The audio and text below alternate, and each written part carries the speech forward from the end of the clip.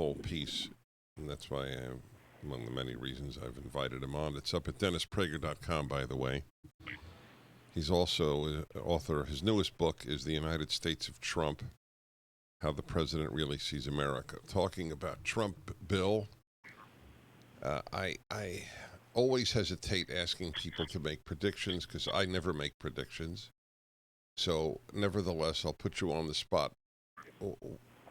Not so much who do you think will win, but is it a toss-up in your eyes? Is it fair? Are the polls accurate that Biden is quite ahead? What is your read? If the election were held tomorrow, Biden would win. The polls are not accurate. They're push polls, which means that the polling companies want a certain outcome because they're paid by corporations that want that outcome. And so they do little things like poll more Democrats than Republicans, and then they say, well, there's more registered Democrats than Republicans in the country. Well, that's true, but that doesn't mean there's going to be a turnout that has an 8-point spread like you do. And then they have the independents. What independents? They never say.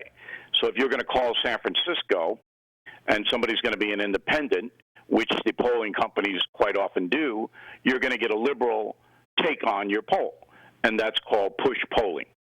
Anyway, Biden would win tomorrow, but he's a weak candidate, and Trump can exploit him in the debates. If COVID diminishes, and it's a stubborn disease, that will ignite the economy, which is really what Donald Trump is all about. So all the other stuff is secondary to COVID diminishing and the economy surging again, because the radical Black Lives Matter movement situation works against Biden.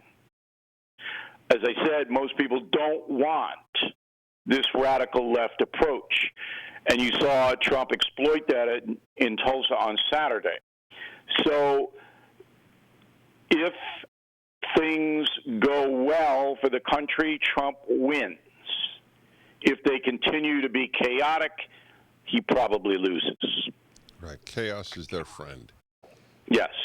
That's exactly my read. I just want to add that while I fundamentally agree with what you said, in my mind, the economy is only one factor. When I think of the judges issue, that alone would necessitate a Republican president, Trump. But it's not a populist issue. I agree with you. I totally agree with you. That's why I said in my mind. In my mind, yeah. Giving Iran back its ability to develop nuclear weapons. If I wrote a column a couple of weeks ago on Biden, and I know him pretty well, and I said, look, he's not a radical left bomb thrower himself, but he will never stand up. Exactly. It's irrelevant. Ever. And he won't run the country. Right. If he's elected, Joe Biden's not going to be running the country. That's right. It's going to be Obama acolytes. Yep. And some of them are very activist and very, very committed to the socialism that many in the Democratic Party have embraced. Would you, if you had kids now, would you send them to school or homeschool them? No, I got kids and they're in school. So I got a kid in Fordham, and the guy there, Jesuit school. I'm talking about elementary school, sorry. Okay. But I was going to say the guy at Fordham doing a pretty good job at controlling the madness. Yeah, I believe that. But and I send my kids to private school. I wouldn't send them to public school. Right, but even private school, generally speaking, still embraces tradition and an education that's well-rounded and disciplined, where the public schools don't. And that's the whole key to this race stuff, because you can't get – sorry about that. That's Holly the terror dog. You can't get ahead in this country unless you're educated. And the public school education is in the inner cities dismal. In the poor precincts, it's awful. And that's why minorities don't compete in some places. So that's what they claim is systemic racism. What's your answer? Discipline in public schools.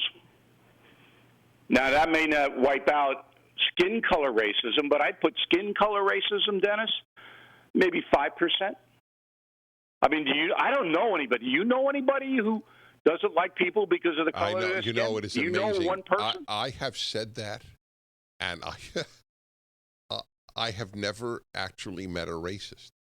I know thousands of people. No. Thousands. Here's one for you that drives Jewish liberals crazy. You know I'm Jewish, and I have never been subjected to anti-Semitism in all of my years in America. I have abroad, but never in America. And you know, it's a good country, and we're tearing apart a good country.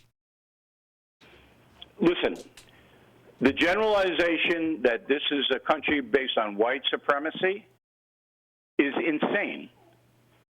It's insane. It's all about money. It's not about skin color. It's about money.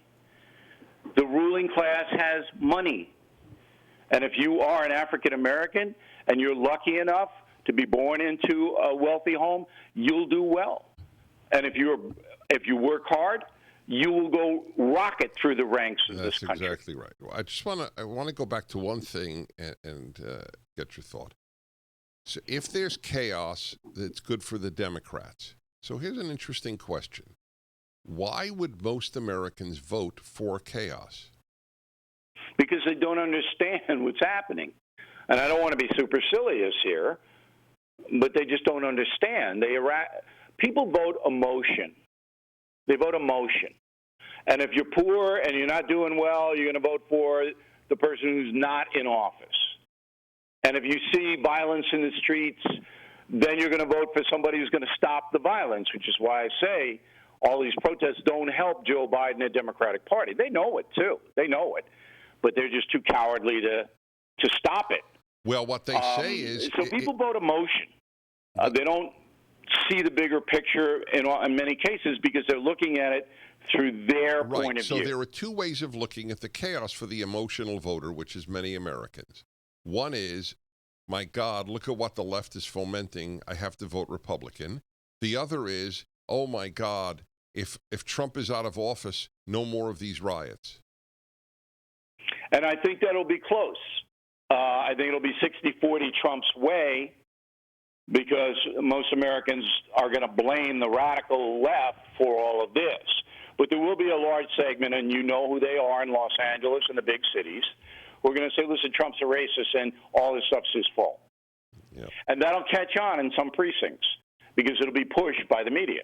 That's right. All right. People should go to billo'reilly.com. You write really powerful columns. It's always good to be with you, Bill. Thanks for having me on, Dennis. Really appreciate it. Yes, sir.